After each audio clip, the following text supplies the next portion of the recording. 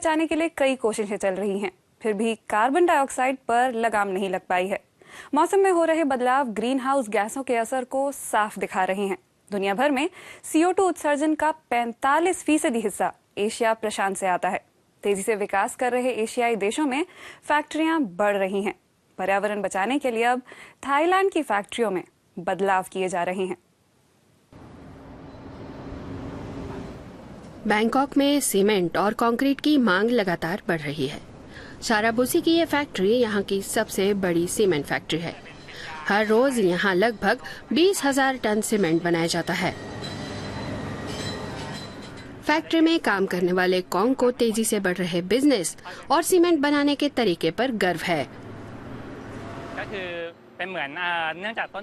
यह भूसा बहुत फायदे का है, इसे ज्यादा पीसना नहीं पड़ता। इससे ऊर्जा और पैसे दोनों बचते हैं क्योंकि ये कोयले से कहीं ज्यादा सस्ता है। इससे सीमेंट बनाना बहुत सस्ता और पर्यावरण के लिए कम नुकसान भरा है। सीमेंट बनाने के लिए काफी ज्यादा ऊर्जा की जरूरत होती है। कच्चे माल को 1400 डिग्री सेल्सियस पर जलाना होता है।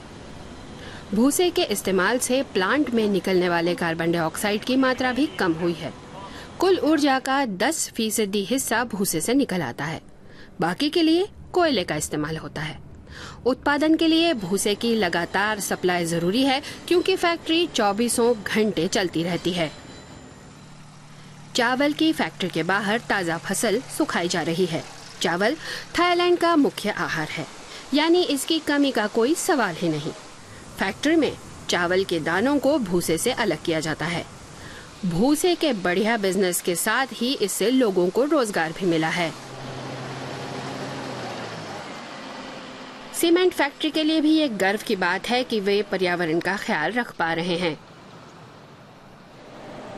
इंगोपूल कंसल्टेंट हैं। वो अपने ग्राहकों की जरूरत को समझते हैं। कंपनी का ध्यान कार्बन बायोमास के इस्तेमाल को बढ़ावा देने पर है।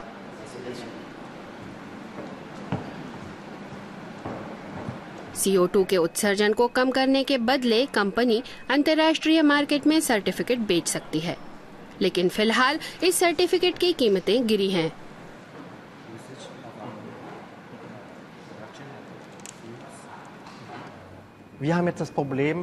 इस समय विश्व भर में समस्या ये है कि अंतर्राष्ट्रीय पर्यावरण सुरक्षा पर सहमति के अभाव में कार्बन सर्टिफिकेट की कीमतें नाटकीय रूप से गिरी हैं।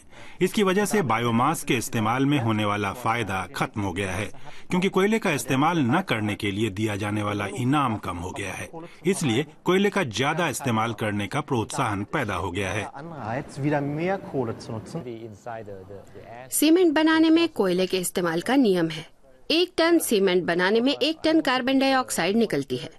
दुनिया भर के कुल 5% कार्बन डाइऑक्साइड उत्सर्जन के लिए अकेला सीमेंट उद्योग जिम्मेदार है। कार्बन क्रेडिट से हमें कम आमदनी हो रही है, इसीलिए हो सकता है कि हम फिलहाल बायोमास को प्रोत्साहन देने के दूसरे प्रोजेक्ट में निवेश नहीं करेंगे, प्रोजेक्ट को रोक देंगे। लेकिन हम फैक्ट्रियों में बायोमास का इस्तेमाल को बढ़ावा देना जारी रखेंगे ताकि ग्रीन हाउस गैस के उत्सर्जन को कम करने में योगदान दे सकें। तकनीक में आगे रहना उनका लक्ष्य है।